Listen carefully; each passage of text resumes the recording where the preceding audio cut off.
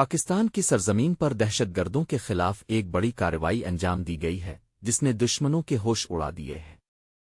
وفاقی وزیر اطلاعات عطا اللہ تارڑ نے اتوار کی رات اعلان کیا کہ پاکستان کی سیکیورٹی فورسز نے پاک افغان سرحد کے ساتھ ایک بہترین منصوبہ بند انٹیلیجنس بیسڈ گراؤنڈ آپریشن کامیابی سے مکمل کیا ہے۔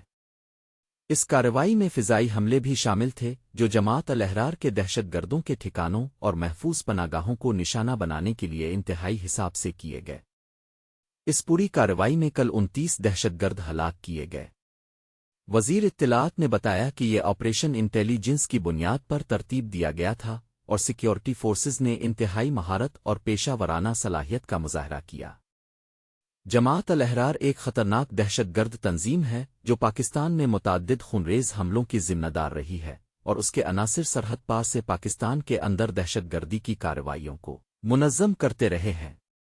یہ آپریشن اس لحاظ سے انتہائی اہم ہے کہ پاک افغان سرحدی علاقہ طویل عرصے سے دہشت گردوں کی سرگرمیوں کا مرکز رہا ہے۔ پاکستانی حکومت کا یہ اقدام واضح پیغام دیتا ہے کہ ملک کی سیکیورٹی فورسز دہشت گردی کے خاتمے کے لیے پوری طرح سرگرم اور پرعزم ہیں۔